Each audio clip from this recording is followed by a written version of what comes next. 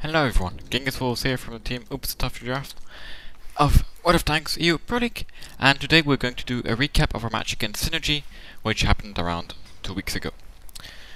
Now, I'm not going to go through all the battles or all the maps, because it's just going to take too much time and I think no one wants to watch a 1 hour video just like that. So I'm going to focus on Himmelsdorf attack, Himmelsdorf defense and Murovanka defense. We are using our E3 over here to hold down in the hangar and take control of this area, aka the 1 cap. A 215P who's going to go here and support him, a 50P able to support this entire area, but also this area.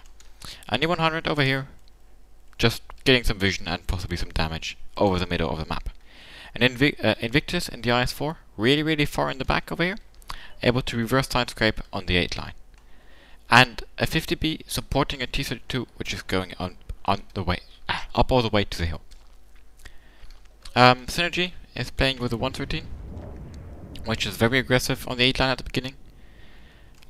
2 215Bs, 1A5, 1 bat chat, 13090, and yeah, that's it.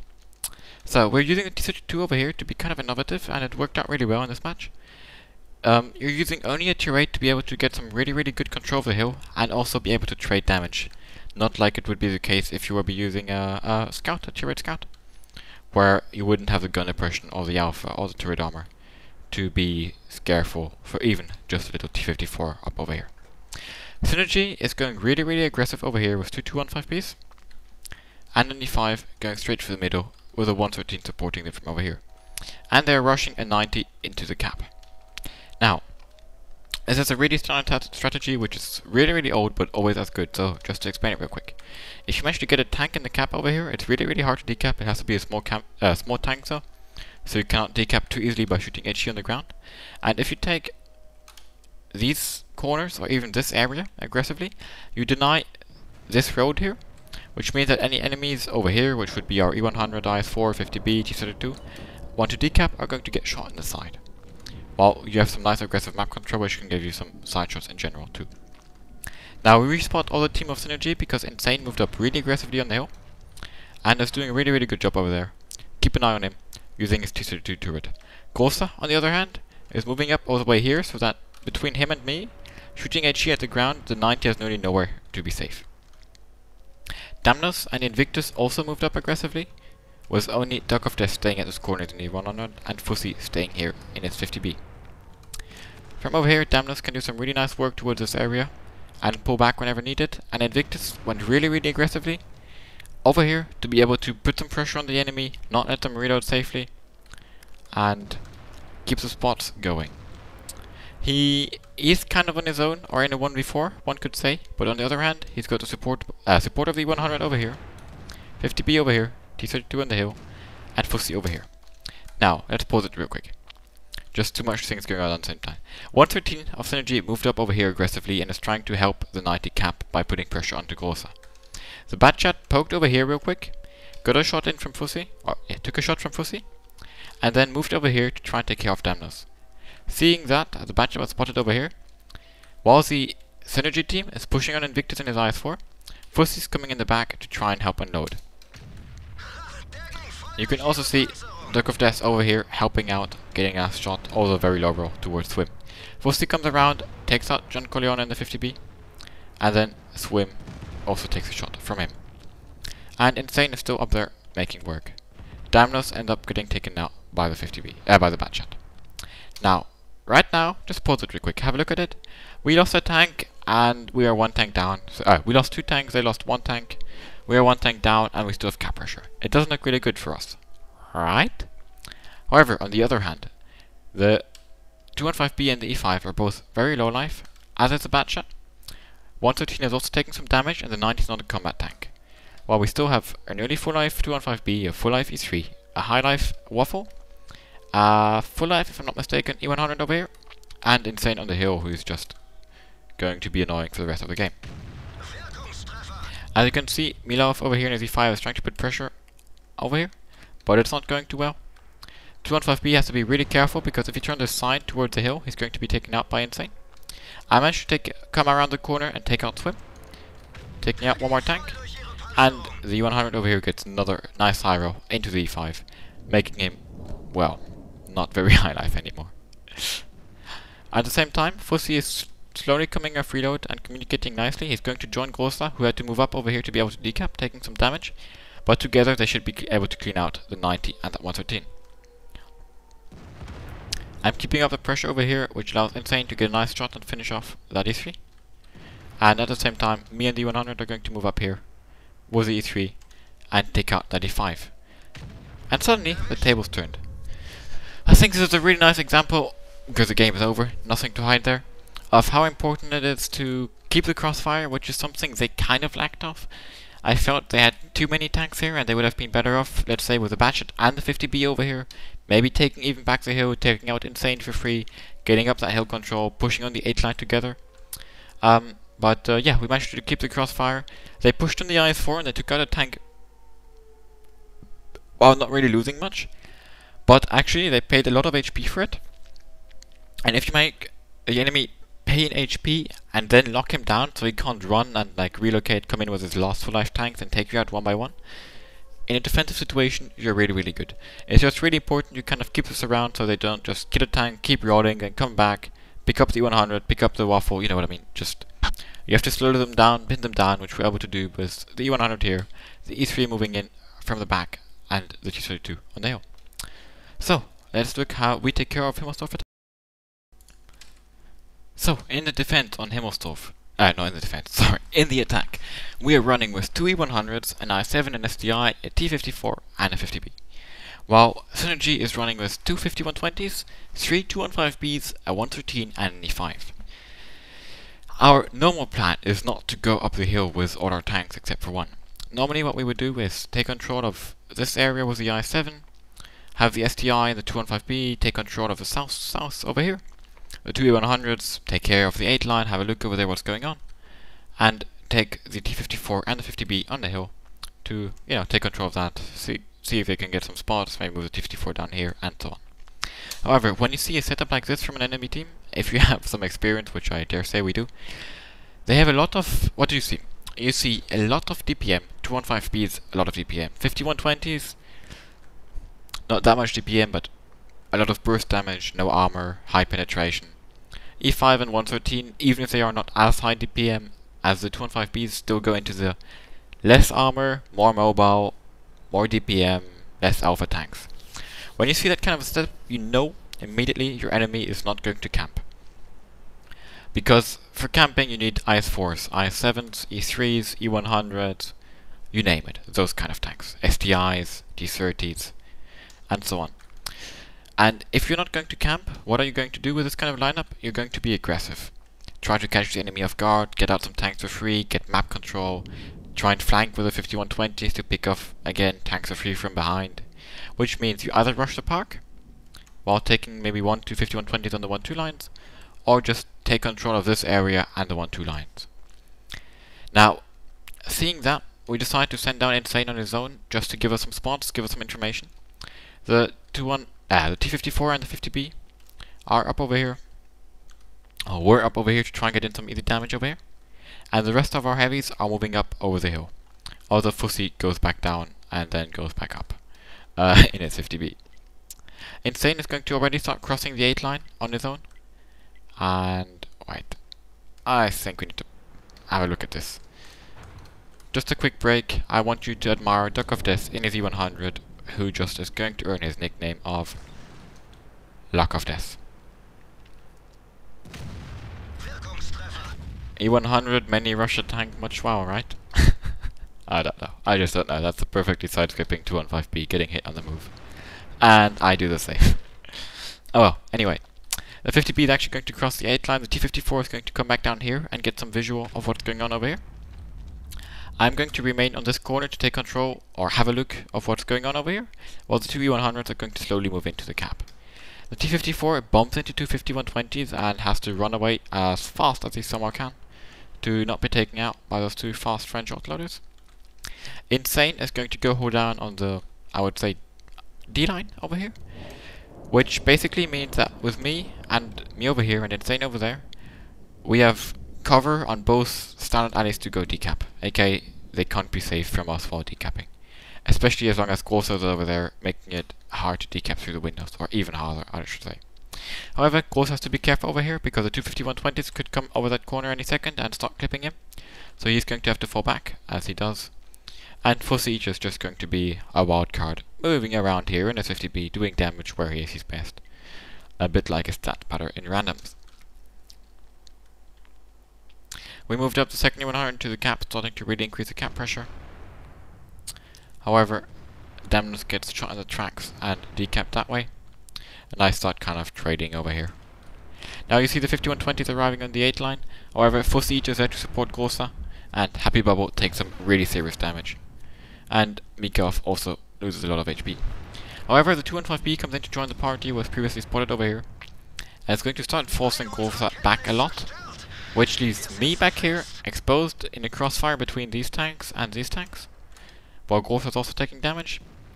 However, Sanyo's up on the hill, supporting Insane, creating kind of a 1v2 on that D5 over there, who starts losing a lot of HP quickly. I go down to a high row from Don Corleone, and the 3 enemies now without my... pause. Our 2 100s have no support anymore and are in a 2v3 against the 2 215Bs and the 113. At the same time, Insane is doing a really smart move, as you see. That timing of the pause. He was sitting over here, as you saw, going down on the D line. However, he sees that he's going to get pushed from behind by at least one 51-20 and a 215B, maybe even a second 51-20. So what does he do? He's going to push forwards to get that rubble he was previously hiding behind. Sorry for the imperfect free cam movement, I'm not completely used to it yet, I will admit. Get this rubble to cover him from the guys behind and be able to take out the 125 and work from there. While Sanyo is going to be able to shoot anyone in the back who tries following Insane in over there. Großer is still valiantly fighting over here in his STI. Fussi is back on reload, and the E100s are fighting over here. Merkston gets set on fire once. HP is still kind of even over here. Großer does not go down, does go down. There we go. Never give up gets a shot in. And now all the enemies over here are suddenly low life. And it definitely did help that Luck of Death managed to set the 215B on fire a second time. And actually our E100s are going to be able to push through here. However, at the same time, what happened? Pause, just so you don't, start wondering why nothing's happening. Insane got taken out by the 51-20 after putting one more shot into him, which means both 51-20s are alive, but on really low life. Fussi Eater did his damage, but is now getting chased and is a one-shot and is going to die. So, what we need to do right now is push forward with his E100s into this, and then get safe behind this or behind these wrecks from the tanks coming behind, namely John Corleone and Happy Bubble. While Sanyo is going to hurry up and move back down from the hill as fast as possible. Fussi gets taken out, as you see.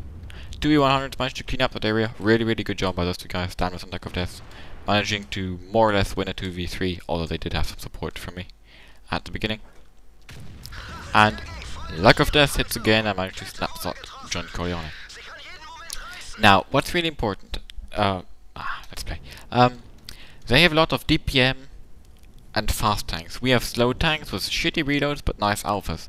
It's really important we make that alpha count while they move in towards us. As you see right here being done by Damnus. He science scripts out, trades 1 for 1. And that's a really good trade, and it's really important, making that 215B a one shot in case, Duck of Death manages to pick him off, or even Damnus would be able to reload. Sanyo coming back down from the middle, spots me off in the 51-20. Oopsie doopsie, that's not what I intended to do. Sorry, there we go. And takes him out on the move, leaving us in a 2v2 situation. Now Sanyo is going to move in over here, behind there, to be able to support the cap.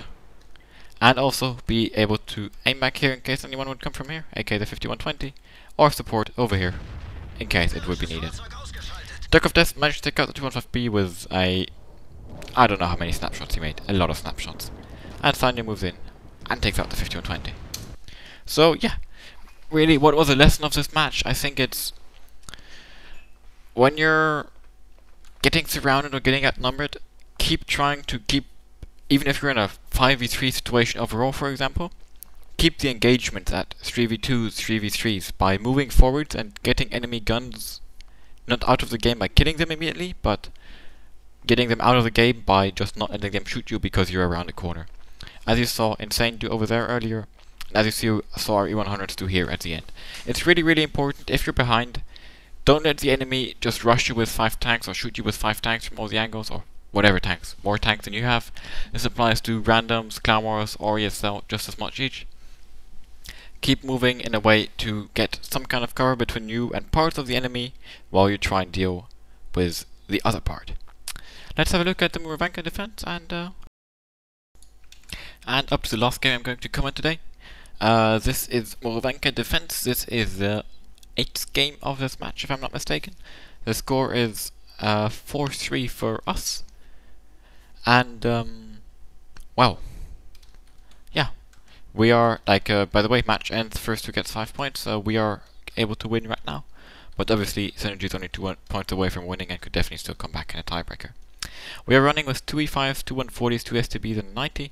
90, who is meant to spot over here from ever-changing bushes. There are a lot of good bushes over here. If you're looking for some, just go in a training room, find some out. Over here, over here, over here, over here, over here. A lot of good bushes, just in case you're wondering. The 2 E5s are going to be able to work this entire ridgeline just with their better armor in case the enemy has a full medium setup. It can be really, really useful to have something that can bounce a lot of shells. Fussy is going to enter this territory where you can play really, really well while down to STB1. And the rest of our mediums are going to position themselves over here. Maybe get some early free damage, and later on be able to relocate wherever needed. And also, you know, able to snipe here, able to snipe here, able to snipe here. Very, very common position. While Gorsa goes for a small spotting ground and manages to spot up the Batchat. Synergy is running with 2 AMX30s at tier 9 and STB, 2 Batchats and 2 E5s. Also might seem kind of interesting. I think very well rounded setup. You have the 2 heavies for the armor, 2 Batchats which can take control of the forest or just be surprising wherever they want. The STB, which is just always a good tank to have on this map. And the 2 MX30s for gun depression and DPM. However, Synergy does something which kind of surprised us. They pushed straight into the cap with 2 E5s, putting up some really hard cap pressure really fast. Now the STB here can decap over here. I'm gonna pause it. An STB1 from over here can decap this cap to 99%. However, when it's full down E5s are shooting at, with an STB gun, and they have cover from a Batchat here and an STB here, it's something you really shouldn't rely on, and is kind of tricky. So, what's our reaction? We're going to leave the 2 E5s over here and over here. To keep control of this, Duck of Death is going to immediately move up to this corner to be able to emergency decap if needed. Dan was just staying up high on the ridgeline. And all the other mediums are going to flank around with Honey in the 90 and take control of the forest. Honey has already spotted John Corleone, the Batchat over here. And yeah. Now why do you take control of the forest? Because from pretty much anywhere exactly where I'm pointing here, you can shoot through over here into the side of the cap and able to decap anything which is, well, needed to decap really. Milov is also here in his AMX30, but they seem to be kind of surprised by seeing us come in such force over here. And we just rush in on Milov first. Me lagging slightly behind over here for some reason.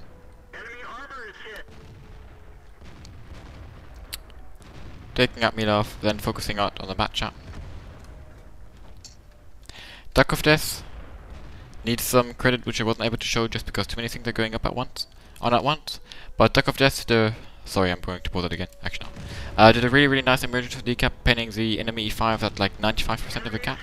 And we're going to keep running forward with the mediums over here to take out all these 3 tanks. While the enemies are going to push out on our 2 heavies over here. And Dreamlake in the Batchat is going to rush for Sea Eater, so that he doesn't keep this position. Now, to commentate real quick on the enemy, this is really, really good, or really, really important I did it like this, because by having, if they would have had only these positions, and we were here with our mediums, with Fuss Eater over here, it would have been basically a free win, because he could have just keep shooting them in the back, and they couldn't have done anything about him.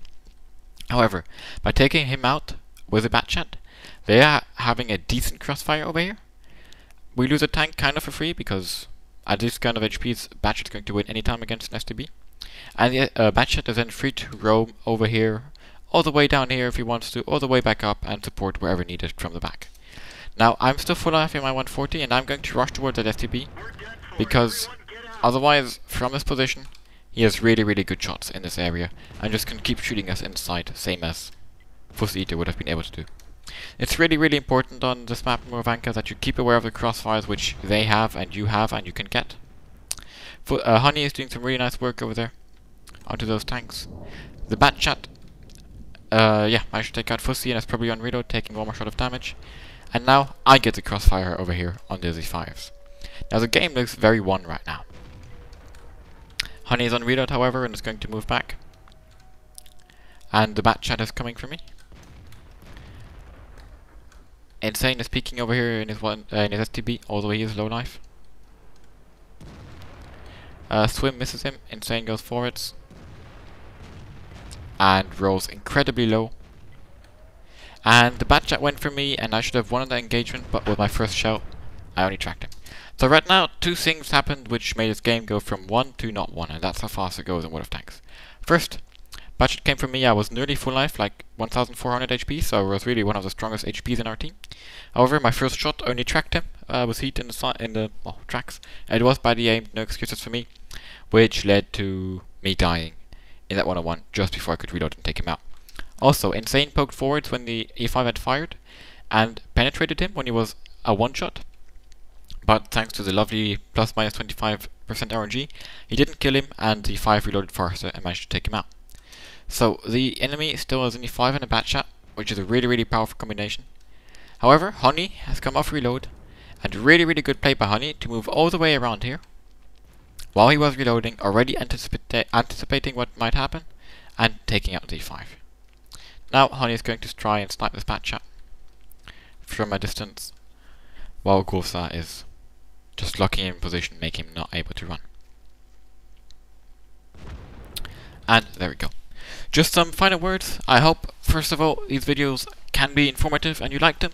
Please comment below to tell us what you think, if there's anything we should do better, do worse, maybe without the free cam mod, maybe with, maybe go more into some details, show map tactic, whatever. Just tell us in the comments and we will try and do what we can. We were going to do all kinds of videos. It's not only going to be match recaps like this, so stay tuned. Make sure you follow us. Make sure you follow us on Facebook and Twitch too for some more awesome content.